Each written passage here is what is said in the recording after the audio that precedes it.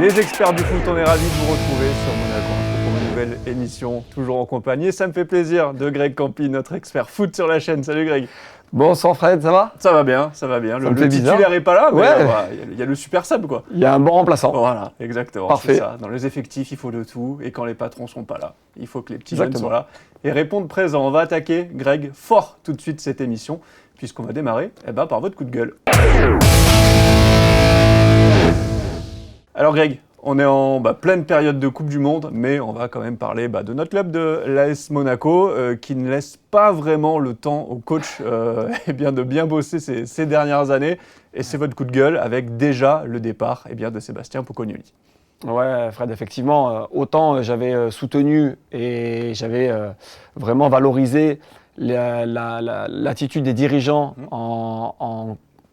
en donnant la chance à Pocognoli au moment où tout le monde voulait son licenciement, sa démission, les supporters, beaucoup de monde. Il avait soutenu, j'avais trouvé ça très bien puisqu'il fallait lui laisser le temps. Mais alors là je comprends pas. Je comprends pas nos dirigeants. Qui plus est, on commençait à trouver une espèce d'alchimie au niveau de l'effectif, du jeu. N'oublions pas la série de 10 matchs, 10 matchs sans défaite, un record battu. 7 victoires d'affilée en Ligue 1. Et on n'a pas battu que des petits, parce qu'on a battu Marseille, Lyon, Paris, Lens. Je trouvais que cette équipe commençait à avoir la patte Pocognoli. Ouais. Et là, alors à moins qu'on ne sache pas tout, je ne sais pas, mais on ne peut que réagir sur les faits aujourd'hui. Et les faits me font dire que voilà, tu prends un entraîneur il y a 6 mois, tu crois en lui il y a 6 mois, qu'est-ce qui a changé en 6 mois? Je veux dire, à un moment donné, qui plus est pour prendre un entraîneur inconnu au bataillon. Philippe et Luis. Ancien bon joueur de l'Atlético quand même. Très bon joueur, mais bon. Mais est-ce que ça fait tout? Voilà, exactement. Pour prendre un entraîneur qui n'a pas forcément autant d'expérience que Pocognoli. Et là, franchement, je ne comprends pas nos dirigeants. Vraiment. C'est la connexion brésilienne. Thiago Scuro, Philippe et Luis. Alors, c'est peut-être par là, non? Non, mais après, ça n'enlève rien. Ça doit être sûrement un très bon entraîneur. Et leur choix est sûrement fondé. Ouais. Sur ça, j'ai aucun souci. Mais laissons un petit peu la chance aux entraîneurs qui viennent à l'AS Monaco. Avant Pocognoli, c'est Adi Hütter. Ouais. Avant Adi Hütter, c'est Philippe Clément. J'ai des petits noms après vous dire si vous avez oublié. À un moment donné, il faut laisser le temps au temps. Bien sûr. Surtout que Pocognoli commençait vraiment à bien gérer. Et je peux vous dire que là-haut à la Turbie, ça travaillait très sérieusement, avec beaucoup de rigueur. Et c'est ce qu'il nous faut à l'AS Monaco. Donc là, pour le coup, autant il y a 6 mois, je l'ai félicité, autant là, je ne comprends pas. Alors Adi Hütter, il est resté un peu plus de 2 ans et 3 mois sur le banc. Et déjà à l'époque, lors de son licenciement, Monaco n'était pas trop mal au classement. Il y avait eu 13 points marqués en 7 matchs. Ça faisait une moyenne d'1,86. Et certains s'étaient déjà étonnés qu'on tourne déjà la page et ce chapitre Adi Hütter. Là encore, 7 mois. J'ai quelques noms. Robert Moreno, qui est resté 7 mois sur le banc de l'AS Monaco. Robert Moreno, espagnol. Bon, Thierry Henry, 3 mois aussi. Là aussi, c'était un passage très court. Mais est-ce que ce n'est pas une dérive, Greg, globale du foot? On ne laisse plus le temps au coach de bosser. Si on prend l'exemple aujourd'hui de la meilleure équipe du monde, PSG. Le PSG. Quand Luis Enrique est arrivé, il s'est fait démonter dans tous les sens. Il était au bord du précipice. Il a toujours eu la confiance de Luis Campos et de son président. 2 ans après, back to back, il faut laisser les gens travailler. Il faut laisser les entraîneurs travailler. Surtout quand ça travaille bien. Et Pocognoli, forcé de constater qu'il travaillait bien. Ça n'a pas été facile. La qualité à l'AS Monaco, elle y est. Ce qui me choquait, moi, c'était un peu l'état d'esprit sur les matchs un peu faciles où on était capable de battre le PSG et de perdre contre le PFC sans manquer de respect au PFC. Mais on parle du PFC et voilà. Il y avait quelque chose. Pourquoi tout casser et recommencer encore quelque chose? J'arrive pas à comprendre. Là, il va falloir repartir sur des nouveaux projets de jeu, sur une nouvelle mentalité, sur une mentalité qui plus est sud-américaine. Ouais. Donc, je peux vous dire que celui qui court pas, le coach, il va pas être content. Celui qui met pas le pinceau, le coach, il va pas être content. Tout ça, c'est des mois de travail. De repartir à chaque fois. Donc là, on sait que décembre, janvier, Luis Felipe, il a du souci à se faire, déjà. Donc c'est dommage. Moi, je trouve ça vraiment dommageable de ne pas laisser le temps aux entraîneurs, mais c'est le pire ennemi de l'entraîneur, le temps. Voilà pour le coup de gueule donc de Greg Campi. Greg, on va changer la casquette. Ça, c'était pour les coachs. Vous allez mettre celle de Thiago Scuro. Puisqu'on est quel jour? On est lundi 15 juin. C'est l'ouverture du mercato. Donc, qu'est-ce qu'on va faire avec cette équipe de l'AS Monaco. On va commencer avec les 4 joueurs sous contrat. Je vous donne les noms, vous me dites ce qu'on en fait. Ouais. On commence par Crépin Diatta. Je le laisse partir. Ok. Pas suffisant, même en doubleur? Non, pas suffisant. Alors, j'espère qu'il ne va pas me faire mentir parce que c'est un potentiel titulaire avec le Sénégal contre l'équipe de France.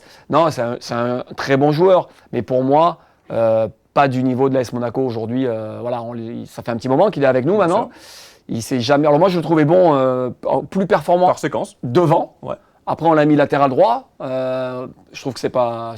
On est l'AS Monaco, on peut se permettre d'avoir un latéral droit quand même un petit peu plus conséquent. On passe sur Adingra, lui aussi, qui avait fait plutôt des bons matchs par moment aussi, des rentrées intéressantes. Super sub, mais à voir. Pour l'instant, je le laisse sur le quai de la gare.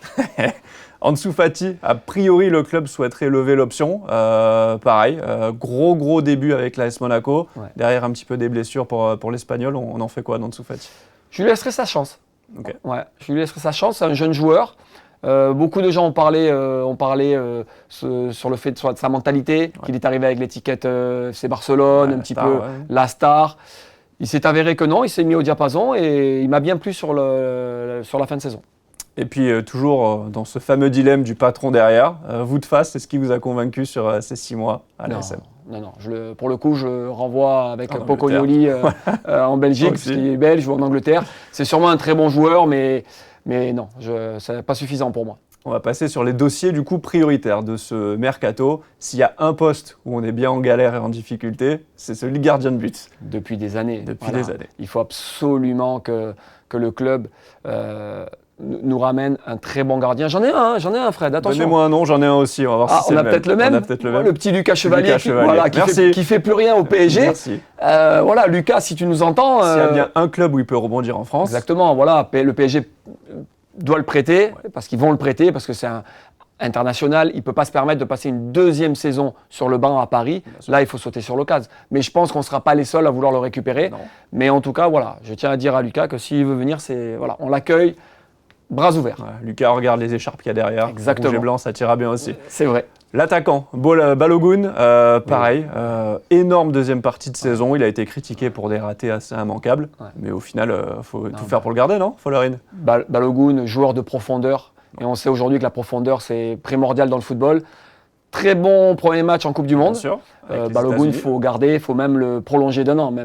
Voilà. Alors après, je ne suis pas directeur sportif, mais c'est le joueur à garder. Là, vous l'êtes. On l'a dit, là, vous êtes Thiago Scuro. Là, je suis, faites ce que vous voulez. Exactement. Marnès Akliouche, qu'est-ce qu'on fait aussi? On le vend absolument pour prendre les sous ou il faut le garder? Alors, je ne vais pas le brader, ça c'est sûr, parce qu'aujourd'hui c'est un joueur exceptionnel, c'est un joueur qui fait partie du groupe France, c'est un joueur qui, on l'espère, va être champion du monde à la fin du mondial, donc sa cote va monter.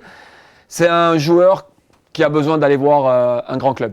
Aujourd'hui, anglais ou peut-être même espagnol. Okay. Peut-être même espagnol, mais c'est un joueur qu'on doit libérer, qu'on doit vendre. Il a besoin d'aller voir, non pas que l'AS Monaco soit un grand club, mais lui, franchement, il y a moyen qu'il atterrisse dans un très très grand club. Ouais. L'autre chantier, on l'a dit, c'est derrière. Il n'y a pas de patron. Ça aussi, c'est pour vous, il faut prendre un taulier derrière. Je crois que votre pote Thilo Kehrer, c'est trop là. Ouais, là, je l'aime bien, mais là, je pense que Kehrer, il faut absolument il faut un patron derrière. Il faut un patron derrière aussi. Est-ce que ça peut être Zakaria qu'on a vu reculer? Voilà, Fred, vous jonglez bien. Surtout pour libérer Zakaria. Merci. Libérons Zakaria. C'est un 6. Voilà, c'est un 6. Il a rendu service derrière et il a très bien fait, mais il est tellement important dans le cœur du jeu pour son abattage. C'est un joueur exceptionnel. Il nous faut 2 vrais patrons derrière. Et voilà, gardiens et défenseurs centraux, là, il ne faut pas rigoler, l'AS Monaco a besoin de ces joueurs-là, vraiment. Ça, c'était pour les mouvements sortants, on va dire. Le profil ou des noms de joueurs que vous aimeriez soumettre à Thiago Scuro pour les recrues. On a dit Lucas Chevalier au poste de gardien, mais d'autres cibles prioritaires pour vous, ce serait qui? Donnez-moi 2-3 noms. Là. Si on doit rester... alors, défenseur, c'est dur. Hein. Ouais. Défenseur, ça ne court pas les rues. J'ai quelques noms pour vous, vous allez me dire. Non, Dante, il ne pourra pas, il est trop vieux. Non, mais même rapatrier un Dissassi ou un Badiachil qui connaissent la maison, en prêt. Aussi, mais après, il va falloir sortir le chéquier. Ouais. Franchement, pour un défenseur. Par contre, devant, Moi, j'ai un joueur qui me vient à l'esprit. Je pense vraiment qu'il irait très bien à l'AS Monaco. Ajorc. Ok. Voilà, Ajorc, grand devant, point d'appui, mentalité exceptionnelle. C'est un joueur qui arrive fin de contrat à Brest, il connaît la Ligue 1 par cœur. Moi, c'est ces profils-là qui m'intéressent. Moi, j'aime bien, mais est-ce que quand on est Monaco, on se dit qu'il ne faut pas chercher mieux que Ludo Ajorc, qui, attention, joueur référencé de Ligue 1, aucun problème, il va mettre ses 10-15 buts par saison. Mais prenons des joueurs qui connaissent le championnat par cœur. Arrêtons de faire venir des joueurs qui ont performé peut-être dans leur championnat, mais le championnat de France, c'est un championnat bien particulier. Vraiment bien particulier. Déjà, c'est un championnat très physique. Plus que technique, très très physique.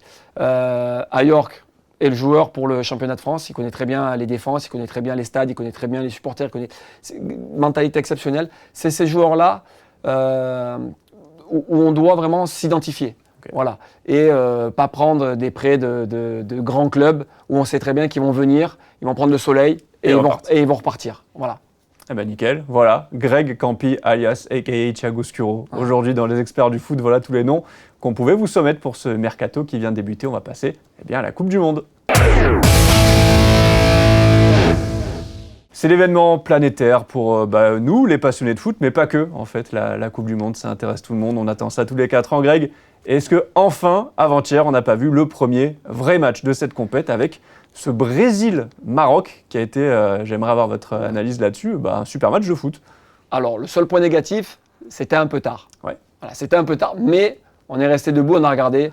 Et franchement, c'est le premier match où je me suis dit, ça y est, on est en Coupe du Monde. C'est un match de Coupe du Monde. Le Maroc, surprenant. Niveau technique au milieu. Niveau technique incroyable. Alors, est-ce que le Maroc a élevé son niveau de jeu ou le Brésil n'était pas à son niveau? Ça, on ne le saura jamais. En tout cas, force est de constater que le Maroc est là, bien présent. Et si on cherche une première nation africaine championne du monde, le Maroc, on n'est pas loin. Là, il y a 4 ans, demi-finaliste. On ne va pas être loin. Franchement, on ne va pas être loin. Le Brésil, on ne peut pas leur enlever leur envie, leur amour de leur pays. Ils ont plus le grand Brésil d'avant. Alors non, c'est plus le Brésil. Moins peur. Non, c'est plus Ronaldo, Kaká, Ronaldinho et compagnie. Mais regardez le PSG au départ, c'est pas le PSG d'avant, mais ils sont présents. Ce qui compte en Coupe du Monde, c'est l'état d'esprit. Le Brésil ont cet état d'esprit. Je l'ai vu dès les hymnes nationaux, dès le début du match, l'impact qu'ils ont mis. Mais les Marocains ont bien répondu. Être mené 1-0 quand on est ultra favori, c'est jamais facile de revenir. Ils l'ont fait. Très, très, très, très surpris de la qualité de Brésil-Maroc. Enfin, surpris non, parce que c'est ce qu'on s'attend. Deux grosses équipes. Mais on a tellement vu de pauvres matchs jusqu'à maintenant. Mais en même temps, c'est une Coupe du Monde à 48 pays. Je ne vois pas comment le niveau va arriver au 8e de finale. 8e, voilà. On va en reparler un petit peu plus tard de cette Coupe du Monde à 48 pays. Mais un mot sur l'ambiance aussi dans le stade. Vous avez bien aimé, je crois aussi. Génial. Franchement, ça fait plaisir.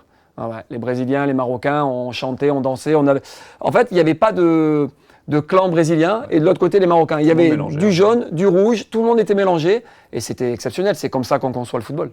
Alors cette Coupe du Monde à 48, c'est vrai qu'à l'époque, la Coupe du Monde, il y avait des grosses nations. Coucou les Italiens qui ne sont plus là depuis des années. Mais là, on se retrouve avec Haïti, Curaçao. Est-ce que ça dénature pas, pour vous, l'essence même de la Coupe du Monde ? Alors, j'ai envie de vous dire, tant mieux pour ces pays-là. Ça permet de les connaître, ok. Mais une Coupe du Monde, pour moi, c'est le Graal. C'est le Graal, c'est les meilleures nations du monde.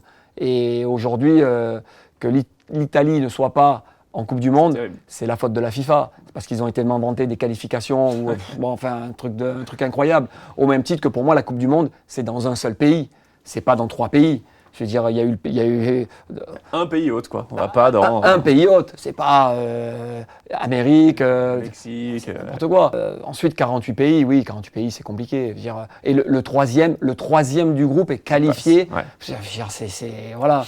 C'est l'école des fans. Tout le monde passe. Voilà. On se retrouve, je suis un peu très surpris mais en même temps, il faut bien engraisser les caisses et ça fait partie du truc. Ouais, on va en Ces reparler. petites coupures pub là. Je spoil beaucoup. Hein. Ouais, mais vous êtes là, vous êtes dans le teaser, moi ça me plaît, on y va. Ouais. Non, c'est. J'espère que ça va être une belle Coupe du Monde parce que la Coupe du Monde, on sait que c'est les barbecues, les copains, l'ambiance, c'est super, c'est l'été. Mais en termes d'experts et de qualité Et c'est compliqué de regarder un match. Et notamment le rythme, avec donc ces fameuses coupures fraîcheur. Qu'est-ce qu'on en pense, Greg? Alors, il y a ce côté OK pour les joueurs, la chaleur, récupérer un petit peu, même si ça coupe et ça peut casser la dynamique d'un match. Mais on a entendu certaines actions où on disait il ne faut pas reprendre, la télé, elle n'est pas prête, quoi. Mais je vais vous poser une question, Fred. Vous pensez qu'un athlète de haut niveau, comme sont préparés les joueurs de Coupe du Monde, sont pas prêts à faire 45 minutes d'un trait? Il leur faut absolument une coupure boisson. Bien sûr que si. On sait très bien pourquoi la coupure boisson vient se mettre au milieu. Encore une fois, on ramène tout ça au budget, à l'argent, et c'est dommageable. Parce que, en fait, c'est tout un engrenage. Déjà, le niveau baisse, mais en plus, on casse le rythme, et en plus, franchement, c'est trop compliqué. C'est compliqué, vraiment. Le foot, c'est du sport. Quand on va mettre de la politique au milieu, on sait, ça fait aussi jamais bon ménage. On va parler un petit peu, pêle-mêle de plusieurs situations. On a eu un arbitre somalien, un des meilleurs en Afrique, qui n'a pas pu arriver. Incroyable. Des petits débords aussi pour certains membres de la délégation iranienne. Mais ils ont noyé le poisson, puisqu'ils l'ont nommé arbitre de la Super Coupe, la finale de la Super Coupe entre le PSG. Et voilà, je veux dire, comme l'a dit Infantino, je ne peux rien dire à Trump, puisque sans Trump, la Coupe du Monde n'aurait pas lieu aux États-Unis. Oui, mais non, ça veut dire quoi? Ça veut dire que c'est Trump qui commande tout. C'est le patron. Voilà, les Iraniens qui sont obligés de faire 600 km pour revenir sur leur camp de base parce qu'ils ne peuvent pas rester plus de 24 heures aux États-Unis. Mais c'est quoi? C'est n'importe quoi en fait. C'est réellement n'importe quoi. La politique qui rentre dans le sport, je ne comprends pas comment on fait accepter ça, mais force est de constater que tout le monde adhère, tout le monde dit rien, et même le président de la FIFA adhère. Donc, qu'est-ce que vous voulez que je vous dise? C'est pas nous qui allons faire quoi que ce soit, mais c'est un petit coup de gueule quand même. Et ben voilà, c'était le deuxième de cette émission. Il fallait chanter, vous en avez. J'espère que je vais avoir un coup de cœur à un moment donné. On va y arriver. On va parler de l'équipe de France. Voilà, vous me lancez encore avec ce match à venir face au Sénégal. Alors, j'ai pas envie de remuer le couteau dans la plaie, mais est-ce que vous vous souvenez la dernière fois que la France a perdu un match inaugural de Coupe du Monde? Très bien, je m'en souviens très bien, puisque dans cette équipe du Sénégal, j'avais quelques amis avec lesquels j'ai joué, et c'était amplement mérité. Là, aujourd'hui, retour vers le futur, on avance. Je pense que le Sénégal est une belle équipe, mais aujourd'hui, la France doit respecter tout le monde. Bien sûr. Mais on n'a pas le droit de le perdre, celui-là. Non, mais ils doivent craindre personne. Je veux dire, aujourd'hui, la France, franchement, s'ils allument la lumière, il n'y a rien pour personne. Peut-être éventuellement l'Espagne, éventuellement, parce que... mais voilà, le Sénégal, très belle équipe, au même titre que la Norvège, au même titre que toutes les équipes qu'on va rencontrer. Mais l'équipe de France, elle vous plaît cette équipe de France? Moi j'aime bien. Il faut juste qu'on parle tactique après, mais on va voir justement qui on met où, surtout devant. C'est clair. Parce qu'on a du matos, mais qu'est-ce qu'on fait de ces mecs-là? Non, on a hâte de voir l'équipe de France démarrer contre ce Sénégal, mais je pense que voilà, ça va être une victoire de l'équipe de France. Avec le talent offensif qu'on a devant, justement. Qui on laisse sur le banc? Où est-ce qu'on met Mbappé? Où est-ce qu'on met Dembélé? Est-ce que Olysée, c'est 10 et ça bouge pas? Les ailiers, qu'est-ce qu'on fait? Alors là, on prend en pleine figure ce que veut dire le mot entraîneur. Voilà. Là, si Didier Deschamps est très bon, c'est dans cette figuration-là. Parler aux joueurs, leur dire voilà, tu vas peut-être pas démarrer là, mais t'inquiète pas, tu vas démarrer là, ou je vais te faire rentrer là. On a besoin de tout le monde. Et il va savoir garder tout le monde. Déjà, il y a un gros avantage, ils s'entendent tous bien. Ça, c'est... Mbappé, meilleur pote avec Dembélé, Barcola, meilleur pote avec Doué. Sur ça, il n'y a pas de souci. Le premier journaliste qui vient et qui commence à raconter que Dembélé en veut à, comme l'histoire Mbappé qui ne serre pas la main à Kanté, c'est une aberration. Une aberration. Surtout avec Kanté, qui est l'homme le plus apprécié de la planète. Une aberration. Didier Deschamps, avec l'expérience qu'il a, vous pensez qu'il ferait en sorte de mettre deux joueurs qui ne s'entendent pas dans le groupe? Non, on a été champion du monde 2018 grâce à cette atmosphère. Pour en avoir parlé avec Adil Rami, c'est ce qui fait que l'équipe de France a été championne du monde. Là, c'est la même chose. Donc, c'est sûr qu'on ne pourra pas les faire jouer tous ensemble. Mais quand à un moment donné, on fait sortir Dembélé, qu'on fait rentrer Barcola, qu'on sort un Mbappé, qu'on fait rentrer un Doué, qu'on sort... C'est incroyable. C'est du luxe, je pense réellement que l'équipe de France n'a jamais été aussi forte sur le papier. Après, entre le papier et le terrain, c'est autre chose. Mais voilà, d'ailleurs, ça dénote un peu nos attaquants et nos défenseurs. Quand bien même on a une super défense, il n'y a pas de souci. Mais on se dit, bon, j'espère qu'on va marquer beaucoup de buts parce que Voilà, ce côté gauche, moi, il me gêne un petit peu. Okay. Lucas Digne, Hernandez. Un super pied gauche, offensif. Super, voilà. mais bon, au même titre que Marquinhos derrière, ça pour me le fait, Brésil. voilà, pour Ça, le la Brésil, caravane. ça me fait peur un petit peu. Mais voilà, mais ça, je pense vraiment que ça va aller et l'ambiance va faire que l'équipe de France va être performante, c'est sûr. Le 11 type, on va se quitter sur ça, mon cher Greg. C'est à vous. On est parti. Les Bleus titulaires face au Sénégal. Donnez-moi votre compo. Chevalier dans les. Non, ben Maignan, forcément. Ouais. Koundé. Moi, je mets Zahir Emery, du coup, à droite. On sait qui peut dépanner. Ouais, après, le Zahir Emery, latéral droit, c'est une chose. Ouais. Le Zahir Emery, latéral droit en équipe de France, c'en est une autre. Luis Enrique le fait jouer d'une manière latéral droit où il n'est pas latéral droit, il est milieu de terrain. Exactement. Au même titre qu'Hakimi. Donc, je partirais plus sur Koundé, qui est vraiment un vrai latéral droit, okay. avec Digne à gauche. Ouais. Moi aussi. Avec cette patte gauche qui peut toujours faire la différence. Dans l'axe, pour moi. Upamecano Saliba. Upamecano Saliba, ça tient. Ça va tenir, ça va tenir. Milieu de terrain, moi j'aime beaucoup, pour le coup, Zahir Emery. Okay. Ouais, j'aime beaucoup Zahir Emery. Choix fort. Comment se passer de Tchouaméni, ouais. le petit Cherki. D'accord. Voilà. D'entrée. Voilà. Et devant, les trois fantastiques. Les trois fantastiques. Dembélé, Mbappé, et après on peut toujours dire Doué, Barcola, Olysée, voilà. Même si Olysée, il a mis ces 3 buts-là. Moi je le mets d'entrée, Olysée, perso. Oui, parce que oui, aussi. Mais attention, moi j'ai envie de le garder un petit peu pour le faire sortir du bois dans les matchs plus importants. J'ai pas envie de le griller là. C'est clairement pour moi le joueur qui va faire la différence au même titre qu'Mbappé et Dembélé. Okay. Mais ne cramons pas les 3. Voilà, on a Mbappé, on a la chance de pouvoir faire jouer des joueurs comme Doué, Barcola, Mateta. Ouais. Profitons-en. Vrai profil aussi. Voilà. Et gardons nos munitions. Et en temps et en heure, 8e de finale, quart de finale, demi, là on envoie l'armada. C'est vraiment Didier Deschamps. Mais encore une fois, j'insiste pour dire que Didier Deschamps va avoir un rôle vraiment très important. Et c'est pour ça que ça me rend vraiment optimiste. Parce que ça, pour le coup, il sait très bien le faire. Avant de se quitter, Greg, un prono, on ne peut pas se quitter. On sort notre boule de cristal, France-Sénégal, ça donne quoi?